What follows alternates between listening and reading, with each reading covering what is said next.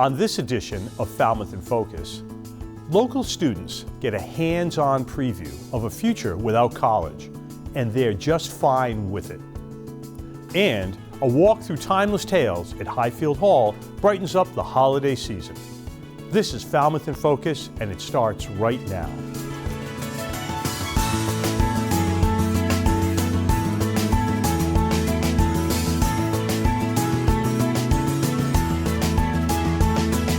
Hello and welcome to Falmouth in Focus, our bi-monthly roundup of local events and FCTV member engagement with the community. I'm Michael Kasparian. Eileen is away this week and she'll return soon.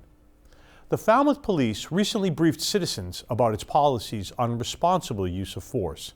Detective James Porter says the department emphasizes non-lethal alternatives as much as possible. But he says local police have upgraded both lethal and non-lethal arsenals to meet any situation that may arise. In the ongoing community series, Policing with the People, Porter said he and his fellow officers need to be ready for anything from conflict resolution to mental health crisis intervention. So everybody has a unique firearms background that's part of the team. They have, the majority of the team is military veterans with combat deployments. We have experience in competitive shooting, and some people on the team are hunters. But what kind of brings us all together as law enforcement instructors is we're all required to go to a 12-day firearms instructor class. So that's how you get certified as a firearms instructor for the state or to teach at your department. So some of our big responsibilities is mainly we plan the trainings at the range. We also deal with all the inventory, all the ammo, any maintenance issues. The majority of us are armorers in one weapon platform or another. What an armorer is basically a weapons mechanic. So been to higher level courses on how to fix issues that we have with the firearms, mechanical issues, things like that. So that's the big part of what we do. What we're trained to do is shoot to stop the threat. So if an individual is attacking somebody and it's a deadly force situation, we come upon it. We would, if we utilized our firearm, it would be until the person stops causing harm to the other person. Same to us. If somebody's presenting a firearm, trained to stop the threat. So if the officer, if the person eventually drops the firearm or is in a situation that they can't operate the firearm, they're no longer a deadly force threat to you or somebody else around you, that's when we stop. The reason that you would have the less lethal there is if the individual decided to turn and try to attack you. If we have somebody that's experiencing an emotional distress or some other issue, we would prefer to not shoot anybody. So if the less lethal is there and that's an option that we have, we can basically prevent us having to shoot them, but also prevent anybody risk getting hurt. So one of the things that we're trained with the less lethal shotgun is it's basically a long-range baton. So anytime that you would be able to use a baton, legally and by policy, you can use the less lethal. But usually the times that it presents itself the most is when we're with people that have some type of weapon and they're emotionally distressed is usually the biggest time that we would access that. FCTV recently welcomed the Home Builders and Remodelers Association of Cape Cod as an organizational member of our community television family. The timing was great because it gave us a chance to attend the group's recent fair for regional vocational students. The event matches up young people with ambassadors from several dozen companies doing construction, remodeling, and land management. And it gives them an on-ramp to a successful and lucrative career with or without a college degree. We're thrilled to partner with the Home Builders Association of Cape Cod for this wonderful event. So it's really important for us to talk about career pathways in construction because it is a priority sector, not only here in our region, but across the Commonwealth and really across the nation. Developing these career pathways for students in grades 9 through 12 is no better way to do it than having some hands-on interactive activities to do. We're looking for good labor, so that's why it's great to have things like this so they can get a little bit of exposure early on and then hopefully they can get on board with a good team. What we're showing off here today is our land surveying tools that we use for taking various measurements. You don't necessarily need a college degree. So a lot of the students that are coming out of these high school programs, they're very well suited to following a land survey technician route. If they play any video games, they've seen half of this already through a video game.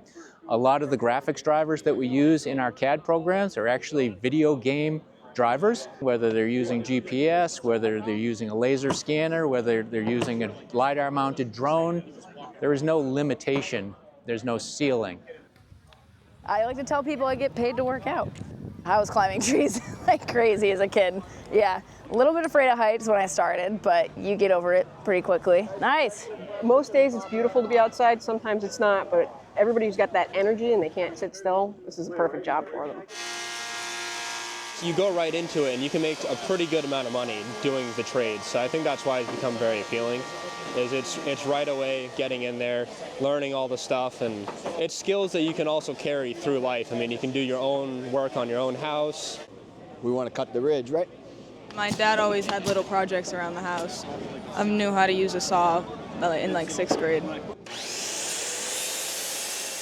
I just don't really see a point in college when I'm already going to school to learn a trade. I've always been more of a hands-on learner. There's more and more specialized trade daily, more and more skills needed to be experts in areas like HVAC and electrical and plumbing, where the technology has come so far into the homes. People live differently in their homes, so the bar has been raised, right?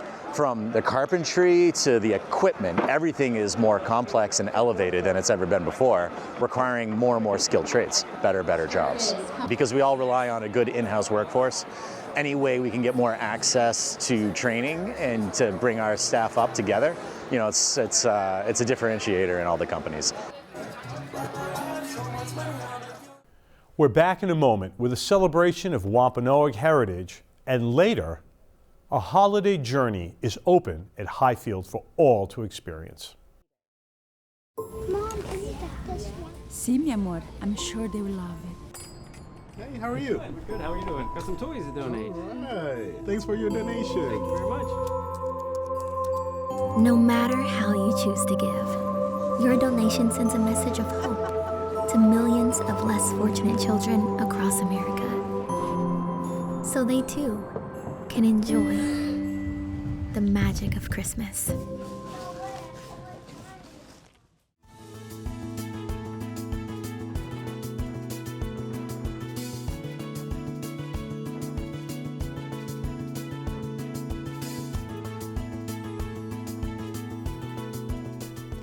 In just a while, we'll head up the hill to Highfield for a look at the holiday lights.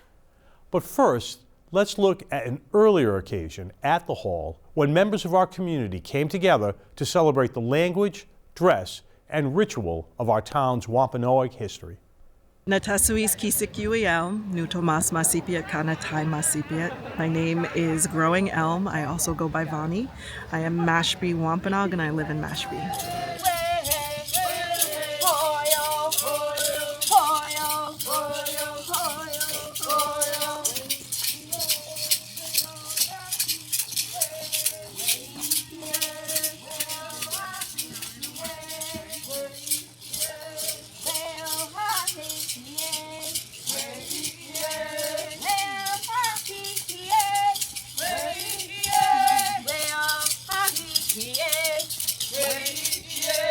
I've been with Wampanoag Nation Singers and Dancers for about 5 years. But I'm a theater maker, storyteller, director since probably 2nd grade and have been focusing on language and culture. Took my first language class in 2005 and yeah, been doing it for quite a while.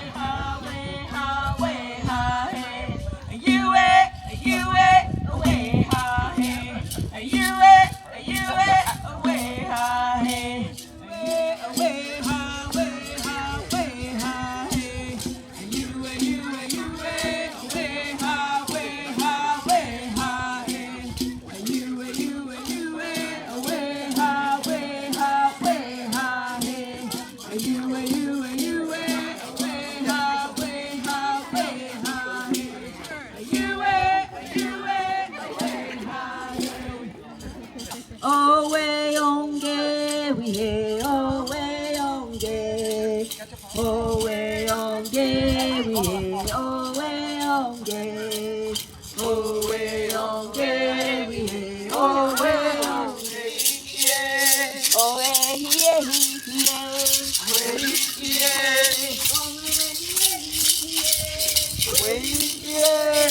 Traditions have always been here.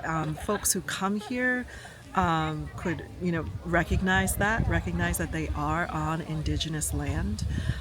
This is a very hard thing to communicate in a vacation spot, right? The beautiful beaches and the waterways and the lifeways. Folks can educate themselves and be curious about the first peoples of this land, the Wampanoag people. We are people of the first light, people of the dawn, and we've been here for over 10,000 years.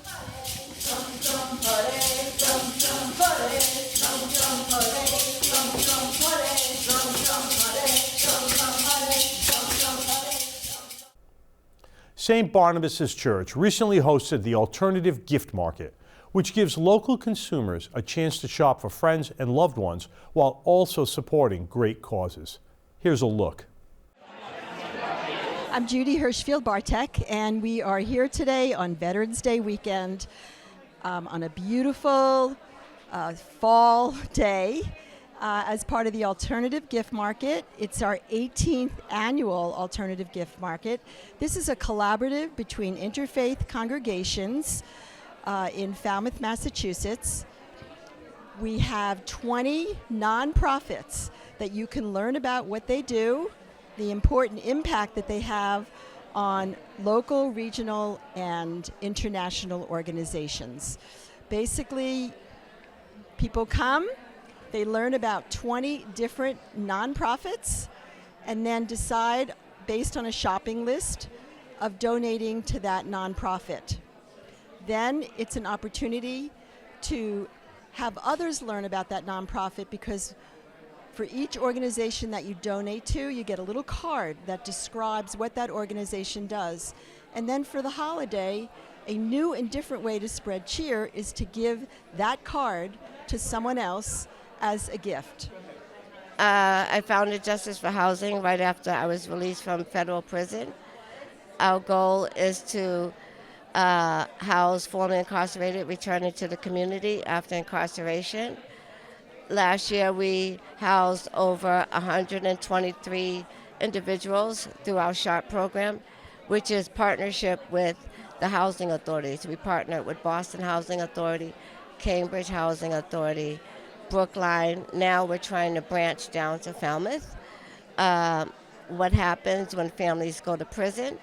A lot of children go to foster care, so we mainly focus on families who have children in foster care.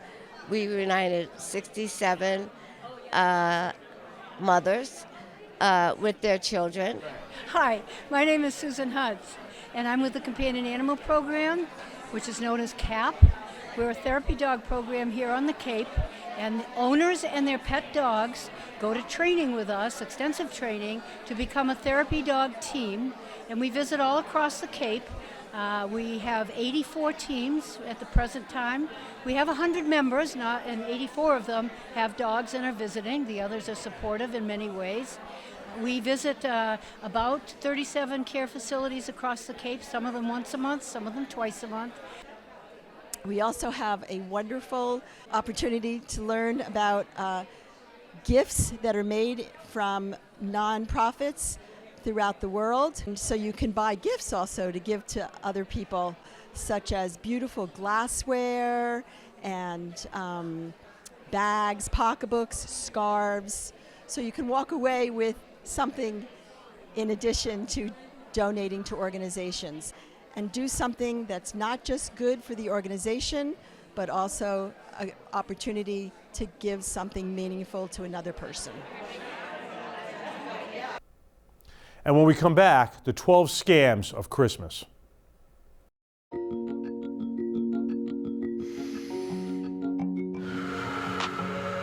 There is hope.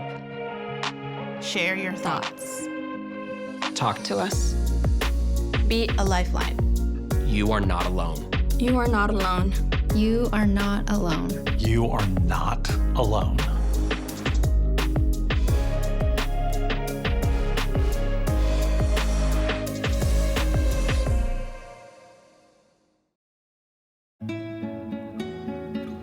¿Qué color? Perfecto, amigo. Gracias. Thank you. What's wrong, mijo?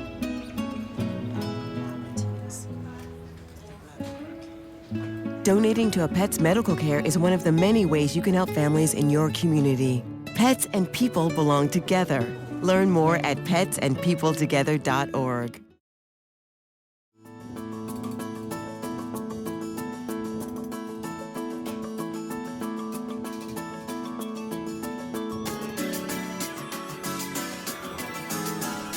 The gift-giving season is upon us, and sometimes the spirit of generosity can leave consumers vulnerable to underhanded scam artists.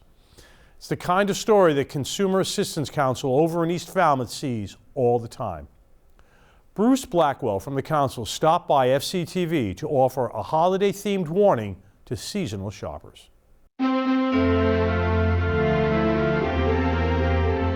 Hi, I'm Bruce Blackwell from the Consumer Assistance Council.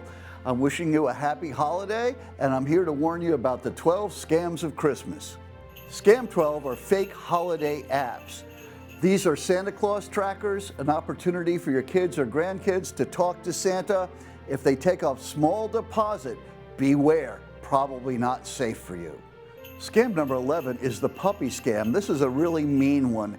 You try to buy a puppy online, you give them your credit card information, or they want payment in gift cards. You never get the puppy. Scam number 10 involves fake charities. Christmas is a time of giving. There are a lot of solicitations out there. Watch out. Make sure that they're real and not scams. Before you give money, check the Better Business Bureau's give.org site to make sure the charity is legit. Scam number 9 involves fake holiday jobs. A lot of employers need to staff up for the holidays. Make sure you're getting a real job opportunity. If they want you to spend $4.95 or so on your credit card to get training materials, watch out. What you're going to get is no job and a big ripoff. Scam 8 involves social media gift exchanges. It's like Secret Santa. You go through your email, you make a small donation, and it's supposed to get paid forward. It never gets paid forward to you, only to the scammers.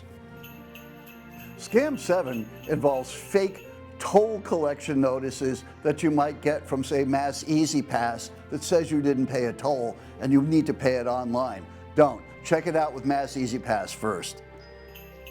Scam 6 involves fake holiday cards that you might receive from somebody you don't know. Don't open it, don't click on it. It could infect your computer with malware. Scam 5 involves wish list bargains. You'll see things online at incredibly low prices. Unless you know the merchant, don't fall for it. It's a trap. Scam 4 involves, congratulations, you've won a free gift or free gift cards. All you have to do is put in $4.95 on your credit card and they'll ship it to you. No, they won't. You didn't win. Scam 3 involves a shipping notification from the post office or UPS saying they want to send you something. All they need is a little bit of information. You give it and your computer might be infected with malware. Scam 2 are bogus websites that look very much like the real ones. You're going to try to buy things, they'll get your money, but you won't get your merchandise. And the very first scam of Christmas are fake social media sites. They look terrific, they're advertising great merchandise, but they're really just Grinches out to get your money. So these holidays, don't be a partridge in a scam tree. Be careful. And if you think you're running into trouble, you can call the Consumer Assistance Council. We're right here in Falmouth, and we'll be here to help you. Happy holidays.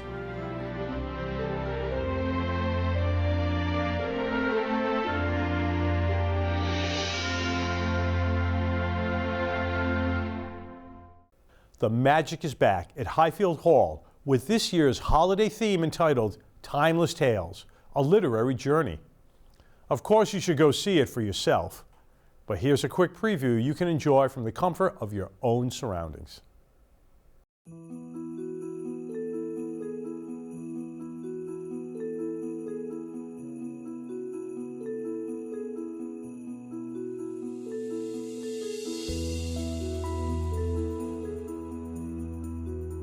Welcome to Highfield Hall and Gardens. I'm Lisa Walker, one of the co-executive directors, and we'd like to welcome you to our 18th annual Holidays at Highfield. This year's show is Timeless Tales, a literary journey, and we wanted to pick a theme that related to the Beebe family and to the history of the house. And so in the archives, there's all these wonderful records that show that the Beebe family gave books as gifts at Christmas to lots of people in the community. And we thought, what books would they have been reading themselves, and what books would have been very popular in Highfield's heyday.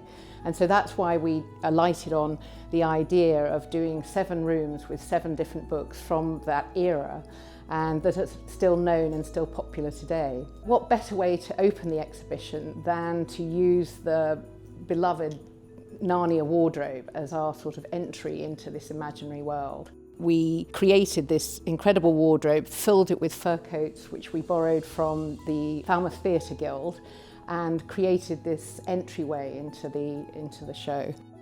What we're hoping is that people, adults and children, will actually venture through the wardrobe. It's something that I loved when I read the book, and it sort of gives you a sense of embarking on the imaginative journey. Everywhere in all the little vignettes, there's little signs or themes or motifs from the novels. You don't have to have read the novels to enjoy the show, but if you have read some of them, you're going to spot things from the text. Like this is from the White Queen, that symbolises her, and then we have the umbrella and the scarf, and the parcels are from Mr. Tumnus, as he was in this glade, this glade, and of course the lamppost is the sort of iconic lamppost from Lion, the Witch and the Wardrobe. This is Alice in Wonderland, and again we wanted to have lots of motifs and themes from the book, and so if you look around, hopefully you'll think it's very pretty and very dramatic as the sort of Christmas holiday decorations. But there's also little details that are kind of fun, like the dormouse is here. So all the books that we chose, they have different sort of themes so that the rooms could be very distinctive. We've got Alice, it's obviously fantasy, and we tried to create images and things from the text of the book, like the roses on the tree made out of playing cards, and roses on the mantle made out of book pages. In fact, all the way through, there's lots of book art here, things we've made out of books and book pages to create lovely decorations. We were given a lot of books from Falmouth Public Library, and we've been given all sorts of, or loaned all sorts of items from all sorts of organisations in Falmouth. Timeless Tales, a literary journey, runs for 4 weekends, Thursday through Sundays, ending on Sunday, December 15th. We'd love to have you come join us. Hope to see you at the house. And that's it for this edition of Falmouth in Focus. Don't forget to follow FCTV on Facebook, Instagram, and YouTube. Until next time, we'll see you around town.